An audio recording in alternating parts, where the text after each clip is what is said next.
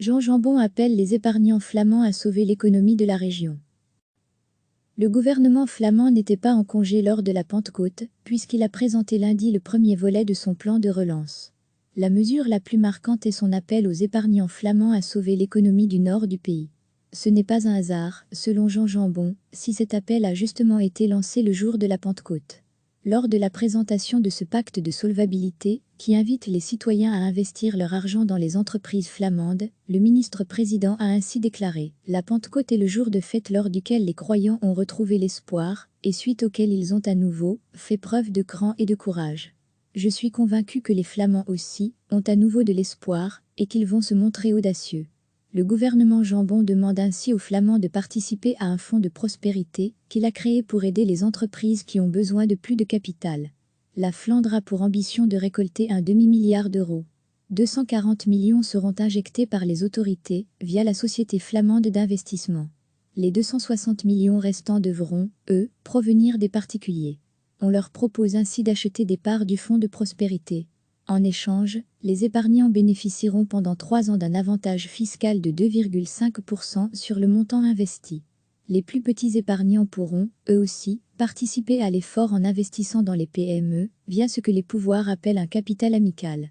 En soutenant par exemple son coiffeur ou son boulanger, les citoyens bénéficieront de la même baisse d'impôt de 2,5% pendant une durée de 5 ans. Selon la ministre flamande de l'économie, Hilde Krevie, des dizaines de milliards d'euros dorment actuellement dans les comptes d'épargne flamands. De l'argent qui n'est pas rentable vu les très faibles taux d'intérêt. Les autorités désirent donc activer ces montants pour créer une situation de gagnant-gagnant. Les épargnants se voient financièrement récompensés alors que les entreprises pourront augmenter leur capital. On notera que seules les entreprises ancrées en Flandre ont le droit de bénéficier du système. L'économiste Paul de Grauw s'est montré sceptique face à cette nouvelle mesure.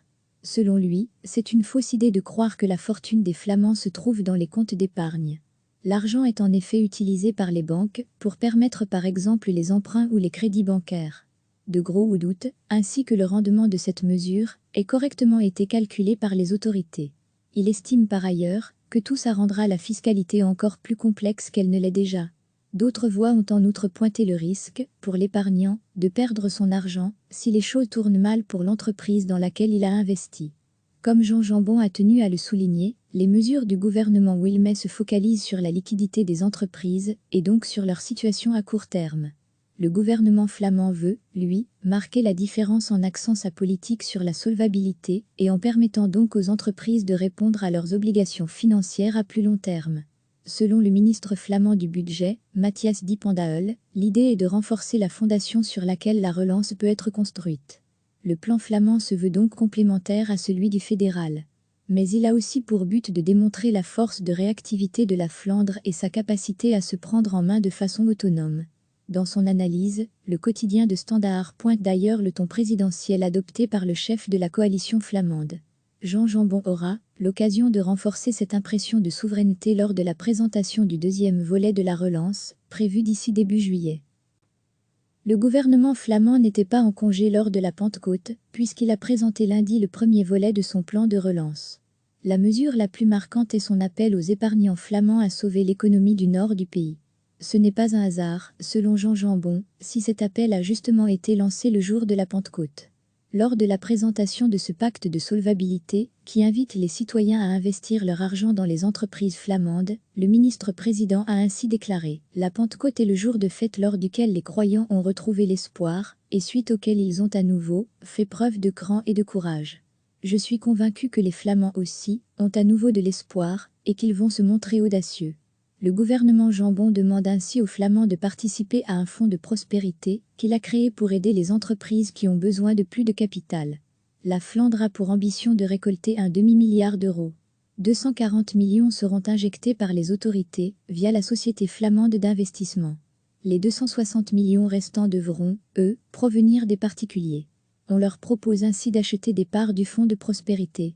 En échange, les épargnants bénéficieront pendant 3 ans d'un avantage fiscal de 2,5% sur le montant investi. Les plus petits épargnants pourront, eux aussi, participer à l'effort en investissant dans les PME, via ce que les pouvoirs appellent un capital amical. En soutenant par exemple son coiffeur ou son boulanger, les citoyens bénéficieront de la même baisse d'impôt de 2,5% pendant une durée de 5 ans. Selon la ministre flamande de l'économie, Hilde Krevie, des dizaines de milliards d'euros dorment actuellement dans les comptes d'épargne flamands. De l'argent qui n'est pas rentable vu les très faibles taux d'intérêt. Les autorités désirent donc activer ces montants pour créer une situation de gagnant-gagnant. Les épargnants se voient financièrement récompensés alors que les entreprises pourront augmenter leur capital. On notera que seules les entreprises ancrées en Flandre ont le droit de bénéficier du système. L'économiste Paul de Grauw s'est montré sceptique face à cette nouvelle mesure. Selon lui, c'est une fausse idée de croire que la fortune des Flamands se trouve dans les comptes d'épargne. L'argent est en effet utilisé par les banques pour permettre par exemple les emprunts ou les crédits bancaires.